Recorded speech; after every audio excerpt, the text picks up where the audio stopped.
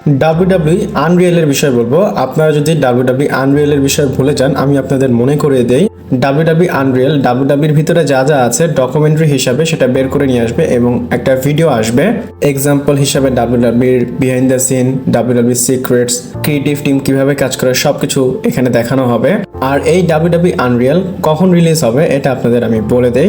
WWE Unreal season 1 মানে এটা season আকারে আসবে, আর এটার যে প্রথম সিজন সেটা আসবে হচ্ছে জুলাইয়ের 29 তারিখে। আর সিজন 1 এর টোটাল 5টা এপিসোড হবে। এইভাবে second season, third season, fourth এবং ফিফথ টোটাল 5টা সিজন আসবে। যদি ডাব্লিউডাব্লিউ 1 ঘন্টার করে 5টা এপিসোড দেয় তাহলে হয়তো দেখে মন ভরবে।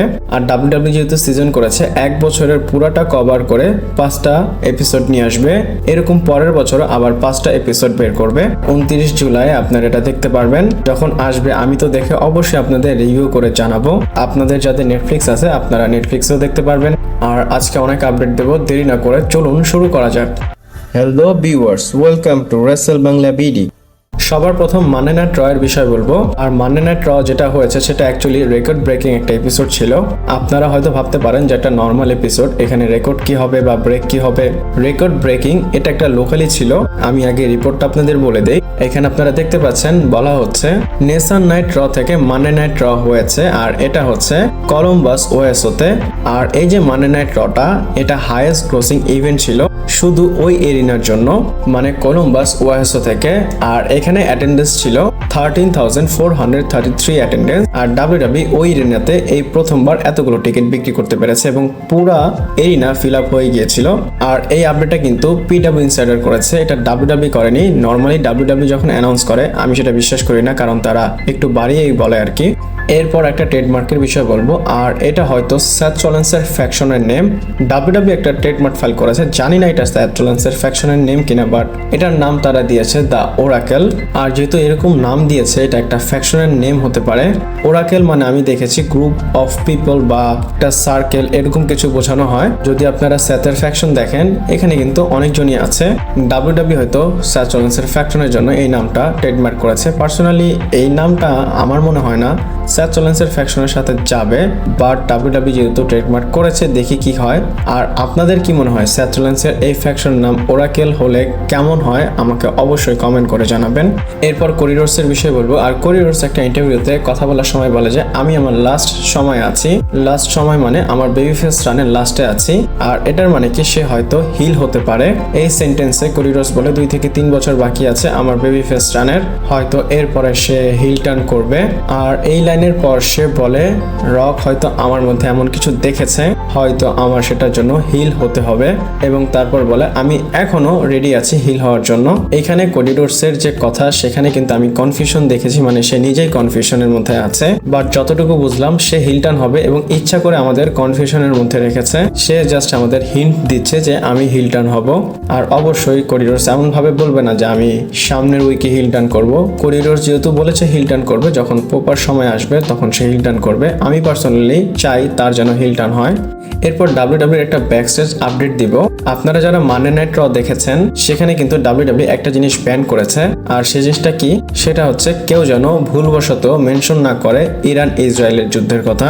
আমার এখানে ভুল হয়েছে, আমি কনফ্লিক্ট শব্দটা ইউজ করতাম ইরান এবং ইসরায়েলের মাঝে, কারণ ইউটিউব মাঝে মধ্যে প্রবলেম করে। বাট আমি আপনাদের নিউজটা দেখিয়ে দিই, এটা রেসলিং অবজারভার নিউজ লেটার থেকে বলা হয়েছে। আর অবশ্যই এটা ডেভ মেডিসর করেছে। এখানে বলা হচ্ছে ডাব্লিউডাব্লিউ অ্যালাউ করেনি ট্যালেন্টস, এমপ্লয়ি বা যারাই আছে সবাইকে তোমরা এই জিনিসটা মেনশন করবা না। এবং ডাব্লিউডাব্লিউ ইরান ইসরায়েলের যে কনফ্লিক্ট চলতেছে এটাকে স্পটলাইট যেন না পড়ে এটার জন্য এই কাজটা করেছে। এরপর ডাব্লিউডাব্লিউ উইমেন্স ট্যাগ টিম চ্যাম্পিয়নশিপের বিষয় বলবো এবং এটার ফিচার কি সেটা নিয়ে একটা ইম্পর্টেন্ট আপডেট এসেছে। আমরা জেনে গিয়েছি সামনে কি হবে এবং আমরা যেটা গেস করেছি সেটাই হচ্ছে রক্সেন প্যারিস টিম আপ করবে রেকেল রড্রিগেজের সাথে। এবং এই আপডেটটা কিন্তু পিডব্লিউ ইনসাইডার দিয়েছে। এখানে আপনারা দেখতে পাচ্ছেন breaking in Liv Morgan absence, Roxanne Perez W W is expected to team with Raquel Rodriguez as the W W women's tag team championship. এবং বলা হচ্ছে যখন লিভ মর্গান রিটার্ন করবে তখন এই ইস্যুটাকে নিয়ে লিভ মর্গান রক্সেনের সাথে প্রবলেম করবে। এবং আমরা কিন্তু মানডে নাইট রতে দেখেছি রেকেল রড্রিগেজ এবং রক্সেন একসাথে চলে এসেছে। আর রক্সেন প্যারিস কিন্তু রেকেল রড্রিগেজকে হেল্পও করেছিল এবং সামনে গিয়ে দেখবেন তারা আরো বেশি কাছে চলে এসেছে। আর টাইটেলের জন্য তারা একটা ম্যাচও করতে পারে। এবং আরো একটা কথা বলি, লিভ মর্গ্যান যখন রিটার্ন করবে, রিপোর্ট এসেছে লিভ মর্গ্যান বেবি ফেস হিসাবে আসবে, মানে তার ফেস টার্ন হবে। আর ওদিক দিয়ে হিল, রেকেল রড্রিগেজ এবং রক্সিন প্যারিস থাকবে। এরপর কথা বলবো ডাগলি বয়েসের বিষয়। বাবারে ডাগলি এবং D1 ডাগলি, আপনারা তো দুজনকে চিনেন, তাদের রিটার্ন হয়তো আপনারা খুব তাড়াতাড়ি দেখতে পারেন। বাবারে ডাগলি রিসেন্টলি একটা পডকাস্টে কথা বলার সময় বলেছে, সে বলে আমি ইন্টারেস্টেড আছি ডাগলি বয়েসকে আবার WWE-তে দেখার জন্য, এবং D1 যে ডাগলি সেও কিন্তু ইন্টারেস্টেড আছে WWE-র মধ্যে কামব্যাক করার জন্য, এবং তারা দুজন কামব্যাক করে একটা ফাইনাল রান দিবে।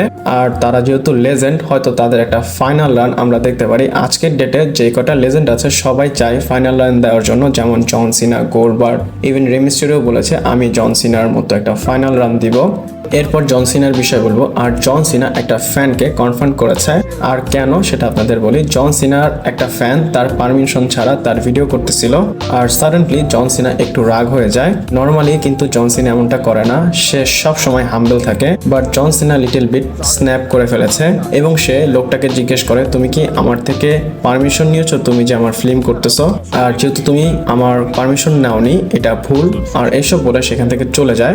বাট এটা হচ্ছে জন সিনা আবার আসে। জন সিনার হয়তো ভালো ফিল হয়নি সে যেই ব্যবহারটা করেছে, জন্য সে এসে বলে দেখো জিনিসটা এমন হয়েছে যে মাথাটা একটু গরম ছিল, এত মানুষের মধ্যে সবাই ছবি তুলে তাই তোমাকে কথাটা বলে ফেলেছি। তো সিচুয়েশনে এমনটা হয়ে যায়, আর জন সিনার সাথে সাথে সর্ট আউট করে ফেলে, ম্যাটারটা ঠিক করে ফেলে। তারপর তার সাথে হ্যান্ডশেক করে, ভিডিও, ফটো সবকিছুই নেয়। আর এটার পর এখান থেকে জন সিনা চলে যায়, আর এর জন্যই জন সিনা ইজ জন সিনা।